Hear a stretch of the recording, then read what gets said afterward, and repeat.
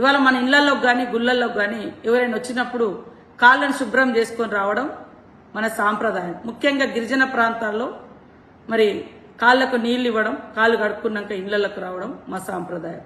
ఆ సాంప్రదాయాన్ని మేము పాటించడం జరిగింది. అందులో ఒక్క అమ్మాయి ఎవరో ఆమె ఈవెంట్ మేనేజ్మెంట్ నుంచి వచ్చినటువంటి ఒక అమ్మాయి కాళ్లకు నీళ్లు పోసి ఏదో చేస్తే అది తెలంగాణ ప్రభుత్వమే చేసిందని మొత్తం ప్రభుత్వాన్ని నిస్సిగ్గుగా అబద్ధాలను వాడుకుంటా ఉన్నారు.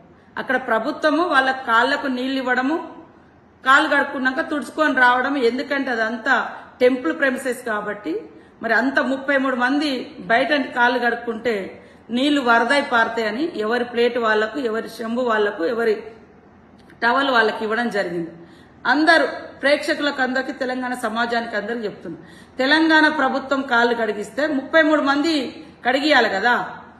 ఒక్క అమ్మాయి ఏదో ఈవెంట్ మేనేజ్మెంట్ నుంచి వచ్చిన అమ్మాయి ఆమె స్వతహాగా ఆ చెంబుతో నీళ్లు పోయడమో ఇంకోటి ఏదో చేస్తే అది ప్రభుత్వం మీద అంటగట్టడం సిగ్గనిపించట్లే మీకు? ఈరోజు మీరు ఈ వంక తోకలు పట్టుకున్నప్పుడు గాని, మీ కవితమ్మ కాళ్ల కాడ కలెక్టర్ను కూర్చోబెట్టుకున్నప్పుడు గాని, మీ కేసీఆర్ గారు కలెక్టర్లతో కాళ్ళు మొక్కించుకోవడం గాని, అదే కదా మీ దురహంకారము. ఆ దురహంకారాలకు వ్యతిరేకంగానే మేము పోరాడినము. ఈ తెలంగాణ పోరాటం చేసింది ఆ దురహంకారం.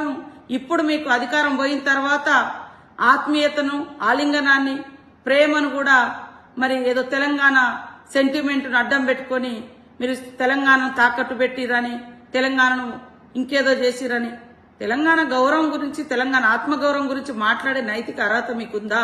తెలంగాణ పేరెత్తే నైతిక అర్హత మీకుందా? తెలంగాణ పార్టీ పేరే మీ అధికారం కోసం దేశవ్యాప్తంగా మీ అధికారాన్ని విస్తరింపజేయాలనే మరి లక్ష్యంతో తెలంగాణ పేరే లేకుండా మీ పార్టీలో తీసేసుకున్న గనులు మీరు.